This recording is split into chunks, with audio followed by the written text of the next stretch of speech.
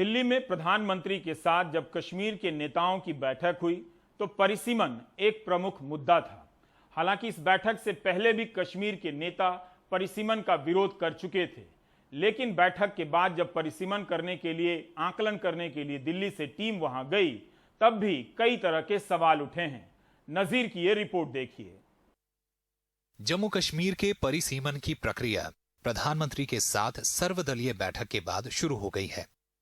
पिछले 4 दिनों से परिसीमन आयोग हिस्सेदारों की राय जानने के लिए राज्य में था। 290 प्रतिनिधि मंडलों से मिलने के बाद आयोग ने कहा कि ये एक जटिल काम है, लेकिन इस बात से इनकार किया कि इसे किसी सियासी एजेंडे के तहत अंजाम दिया जाएगा। कश्मीर के सियासी दलों को डर है कि सीटों की सरहदें ऐसी ना बना दी जाएं जिससे किसी एक समूह या विचारधारा को फायदा हो। पीडीपी ने तो पूरी प्रक्रिया को बॉयकॉट किया ही है। बाकी दलों ने भी इसके समय पर नियत पर सवाल उठाते हुए पूछा कि जब बाकी देश में 2026 तक परिसीमन नहीं होगा तो फिर जम्मू कश्मीर में ही ऐसा क्यों हो रहा है। यहाँ पूरे अवाम को इन इंस्टीट्यूशन से और दिल्ली के खासकर इदारों से जो है एतबार उठ गया है।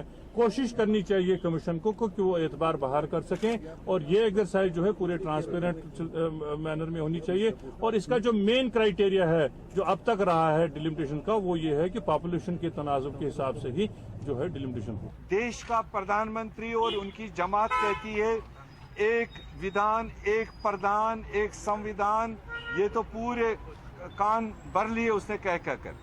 अब अगर एक तरफ आप एक विधान एक प्रधान कर रहे हैं, क्या मौजूदा सरकार ने उसको खुद ही तरमीम नहीं किया?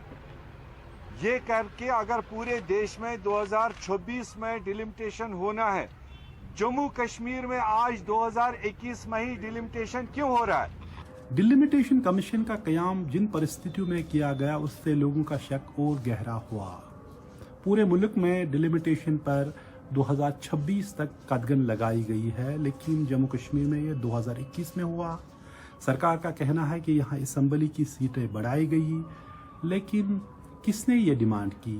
सवाल पूछा जा रहा है कि क्या जम्मू कश्मीर के लोगों ने ऐसी डिमांड की? और ये भी जब रूलिंग पार्टी ये बताए कि डिलिमिटेशन की बुनियाद आबादी नहीं होनी चाहिए, तो ये भी सवाल उठता है कि अगर ऐसा है तो मध्य प्रदेश को पार्लियामेंट में यूपी से ज़्यादा सीटें मिलनी चाहिए, क्योंकि मध्य प्रदेश का जो एरिया है यूपी से काफ़ी ज़्यादा है। पीडीपी ने कहा कि परिसीमन का नतीजा पहले से तय है। इस प्रक्रिया का मकसद एक दल की राजनीतिक विचारधारा को साकार करना है।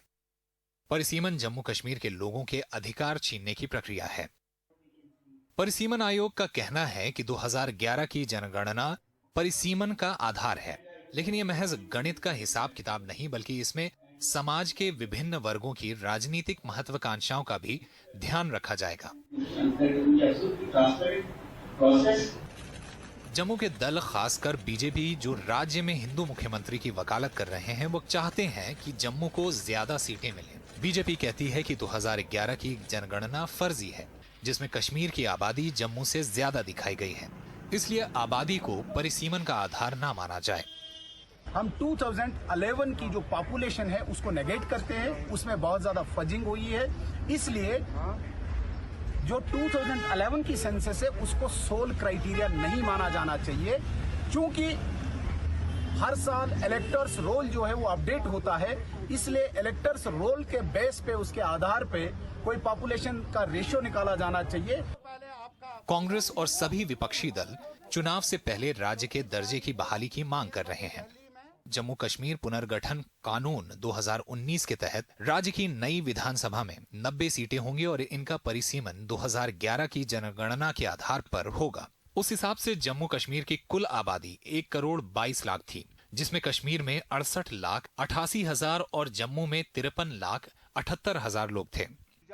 विपक्षी दलों को डर है कि परिसीमन आबादी के आधार पर ना हुआ तो कश्मीर की सीटें घट जाएंगी। प्रधानमंत्री ने हाल ही में हुई ऑल पार्टी मीटिंग के दौरान दिल्ली की दूरी और दिल की दूरी की बात कही है। शायद ये दिल और दिल्ली की दूरी है कि कश्मीर में एतबार की काफ़ी दूरी है और लोग किसी प्रक्रिया पे एतबार नहीं कर रहे हैं। डिलिमिटेशन कमीशन का काम शुरू हुआ, लेकिन लोगों को शक होगा कि जो पैमाना है डिलिमिटेशन का, हदबंदी का, वो है आबादी। उसके बजाय किसी और पैमाने का इस्तेमाल करके सीटें बनाए जाएंगे। क्या डिलिमिटेशन कमीशन लोगों का एतबार बहाल कर सकेगी ताकि लोग आने वाले चुनावों पे भी एतबार करेंगे? श्रीनगर से नज़ीर मसूदी, NDTV इंडिया के लिए।